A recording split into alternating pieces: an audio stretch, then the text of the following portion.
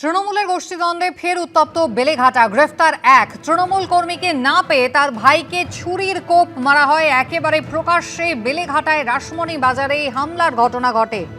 তৃণমূলের গোষ্ঠীদ্বন্দ্বের জের ফের উত্তপ্ত হয়েছে বেলেঘাটা, আর গ্রেফতার করা হয়েছে একজনকে।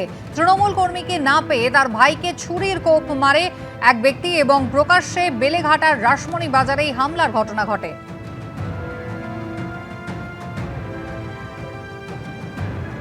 শাসক দলের গোষ্ঠীদ্বন্দ্ব, বেলেঘাটা উত্তপ্ত। প্রকাশ্যে বেলেঘাটার রাসমণি বাজারে হামলার ঘটনা ঘটে। একেবারে উত্তপ্ত হয়ে উঠেছে বেলেঘাটা। দেখতেই পাচ্ছেন ছবিতে, একেবারে ছুরির কোপ পড়েছে হাতে। ভাইকে না পেয়ে, তৃণমূল কর্মীকে না পেয়ে তার ভাইকে ছুরির কোপে আহত করে অভিযুক্ত, এমনটাই ছবি। আবির দত্ত আমাদের প্রতিনিধি রয়েছেন টেলিফোন লাইনে। আবির, কি ঘটনা ঘটেছে? দেখো, যেটা জানা যাচ্ছে, গতকালকে যে ঘটনা ঘটেছে, যেখানে হামলা হওয়ার একটা অভিযোগ উঠেছিল, সেই ঘটনার পরিপ্রেক্ষিতে যেটা জানা যাচ্ছে যে সৌমেন দাস নামে একজন ব্যক্তিকে গ্রেফতার করা হয়েছে। যার উপরে আক্রমণ করা হয়েছে তার সম্পর্কিত সে, অর্থাৎ তাদের আত্মীয় হয়। এই সৌমেন দাস, এই ঘটনার সঙ্গে তার যোগ রয়েছে অনুমান করেই বেলেঘাটা থানার পুলিশ তাকে গ্রেফতার করছে।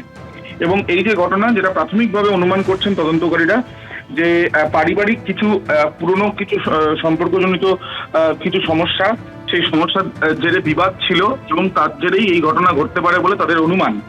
যদিও গতকাল যখন এই ঘটনা ঘটে, ঘটনার পর যেটা অভিযোগ করা হয়েছিল যে সেখানে প্রাক্তন তৃণমূল কাউন্সিলর অলোক দাসের দল করে বলে যিনি আহত হয়েছিলেন, তিনি অভিযোগ করেছিলেন যে তার ঘনিষ্ঠ বলেই তার উপরে আক্রমণ হতে পারে, এমনটাই তার সন্দেহ। এবং তার সঙ্গে সঙ্গে বেলেঘাটা অঞ্চলে এই ছুরি দিয়ে কোপানোর একটা অভিযোগ উঠেছিল বা আঘাত করার একটা অভিযোগ উঠেছিল। সেই ঘটনার পরিপ্রেক্ষিতেই কিন্তু এফআইআর নেম হিসাবে এই সৌমেনকে গ্রেপ্তার করা হয়েছে। সৌমেন, যার উপরে আক্রমণ হয়েছে, অর্থাৎ সেই ব্যক্তির সাথে সৌমেনের কিন্তু পারিবারিক সম্পর্ক বা আত্মীয় সে, এমনটাই জানা যাচ্ছে। অন্য আর কেউ আছে কিনা সেটাও খতিয়ে দেখা হচ্ছে বলে পুলিশ সূত্রে খবর। ধন্যবাদ আবির। স্ত্রীর কথায় কিডনি বিক্রি করেছিলেন, কিন্তু কিডনি বিক্রির লক্ষ লক্ষ টাকা নিয়ে প্রেমিকের কাছে চলে যান স্ত্রী। এমনই অভিযোগ তুললেন সাঁকরাইলের এক বাসিন্দা। দ্বারস্থ হয়েছেন পুলিশেরও। যদিও সংবাদ মাধ্যমের সামনে মুখ খুলতে চাননি অভিযোগকারীর স্ত্রী ও তার প্রেমিক। ভালোবেসে একে অন্যকে জীবনের সঙ্গী হিসেবে বেছে নিয়েছিলেন। 16 বছরের বিবাহিত জীবন, একটি কন্যা সন্তানও আছে।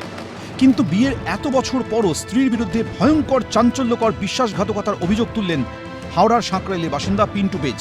তার অভিযোগ, অভাবের সংসারে স্ত্রীর কথা মেনে কিডনি বিক্রি করেছিলেন, তাতে 10 লক্ষ টাকা পেয়েছিলেন, কিন্তু সেই টাকার অধিকাংশটাই নিয়ে প্রেমিকের সঙ্গে চলে গেছেন স্ত্রী।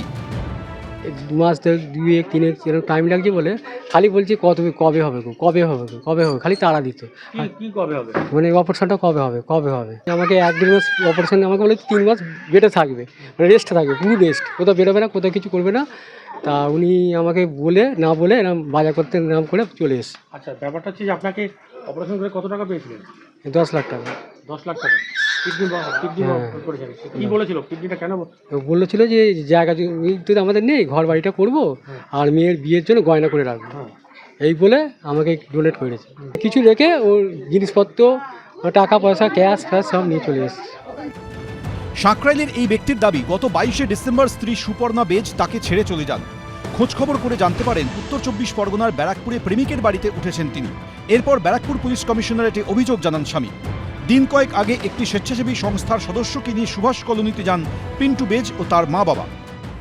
বারণ করেছে, ভাইরাও বারণ করেছে, শুনিনি। জবরদস্তি করে সই করে সাবাত করে নিয়েছে।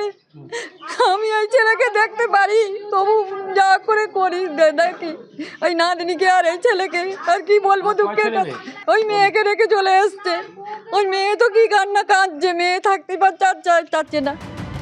যদিও সংবাদ মাধ্যমের সামনে এ বিষয়ে কোনো মন্তব্য করতে চাননি অভিযোগকারীর স্ত্রী ও তার প্রেমিক। সুনীত হালদার ও সমীরণ পাল, এবিপি আনন্দ।